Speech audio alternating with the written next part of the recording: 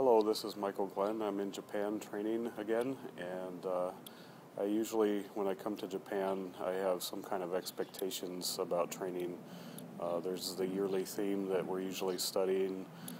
There's some ideas I have about what Sensei has been showing recently in classes.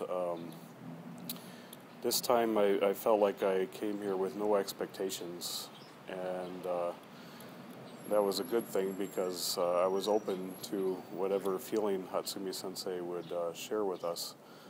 But it turns out that my expectations were there without my knowing it. Sensei has been really focusing on mu, this feeling of emptiness.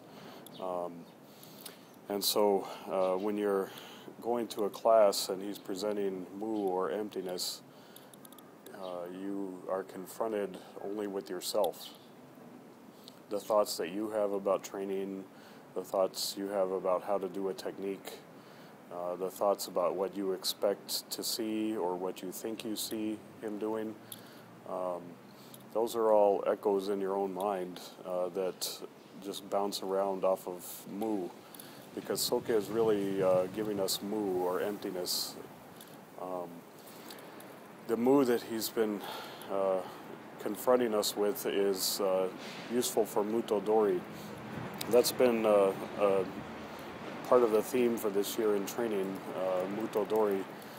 And you think of Muto Dori as not having a sword in your hand while you're confronting an opponent with a sword or a weapon. But the mu that he's been using is very profound. It's a really absence of the self, an emptiness that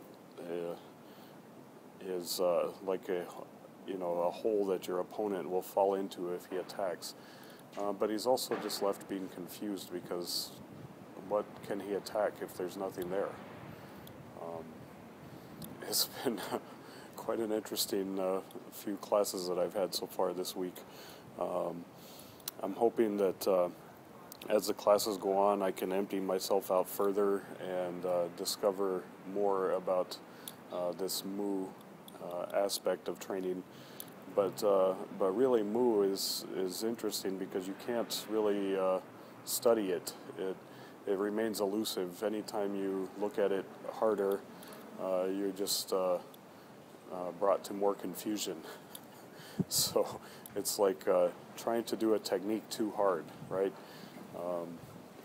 The best techniques happen when we don't try too hard or put too much work into them. So hopefully I can empty myself and embrace this feeling, and I look forward to more.